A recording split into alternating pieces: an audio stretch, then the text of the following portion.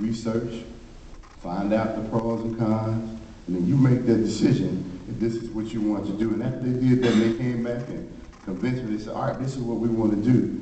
I said, well, let's go forward with it. And so as the advisor of the Beta chapter for the last 7 years, they've never let me down. The Psi is on point. But what I came to talk about today is not what you're doing now. What I want to talk about is what you're going to leave behind.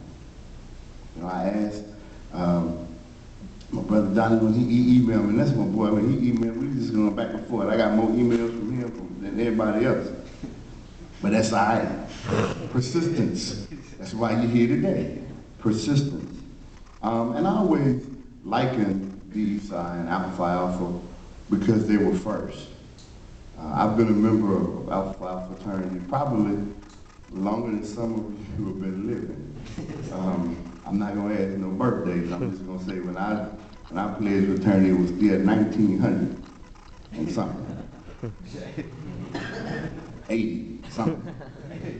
But I liken the two because of the fact, again, trailblazers, starting something new, not following somebody else's mold, but making your own, making our own, making things happening in our community and impacting the community, other communities. So I liken that. I love it. I love the fact, and the opportunity to be here today again is something that I truly appreciate. But part of my task is to talk about leadership. I'm going to talk about leadership from a standpoint of what you say you do. You have 3 principles: brotherhood, discipline, and commitment. For a leader, you got to do it all. You got to have it all. But to be a good leader, in my opinion, means you got to know who you are and where you've been. You got to know who you are and where you've been. Because see, you can't get any further until you know where you've been. And so what I'm going to do today in your leadership is to encourage you to do one thing, and that is to document your history.